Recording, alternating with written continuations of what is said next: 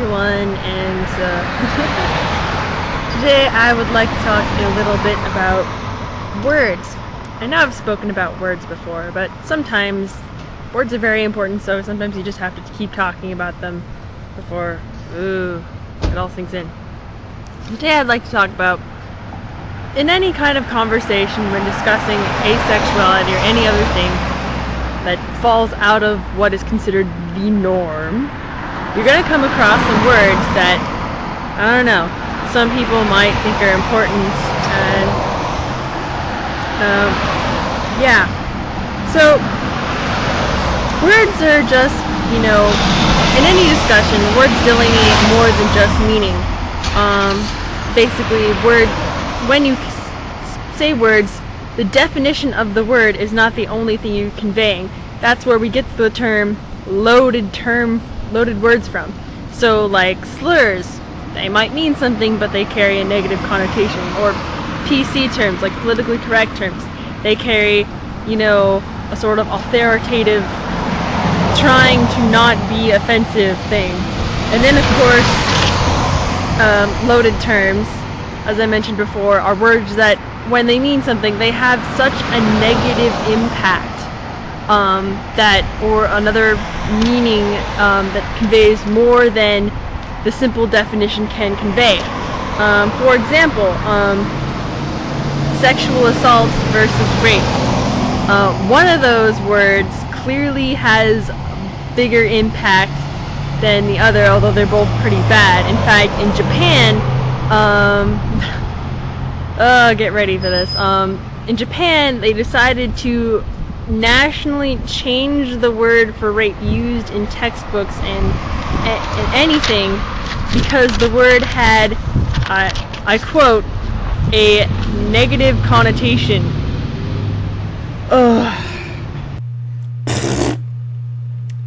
That was the sound of a facepalm so hard that it created an astral projection of itself that went straight through my head, outwards into space, and then it punched a Dalek in the face.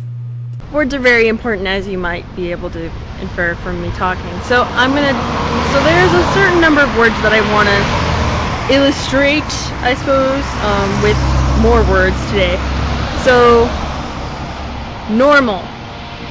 Normal is seen as being usual or regular, ordinary, routine. So,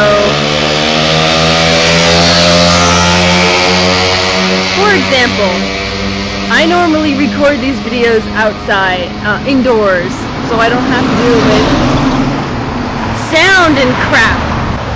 Then there's the word normative.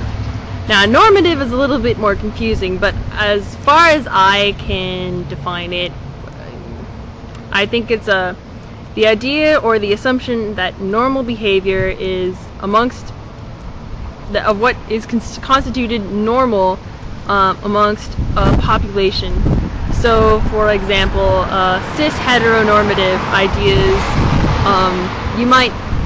the idea is that a man or a woman will get married or whatever. That's heteronormative. Then there are other words that delineate, like, uniqueness. For one, there's special. Now, special is mostly used in the positive sense of someone being special or gifted, but oftentimes is used in the ironic, like, special snowflake. And then there's unique, which is like a cut above. And then there's weird. When people are described as weird, it's not supposed to be a good thing. But I take it as a good thing. I've reappropriated the word. Anyways, weird is like hard to define, difficult to explain, different, out of the ordinary, ways that, defy logic.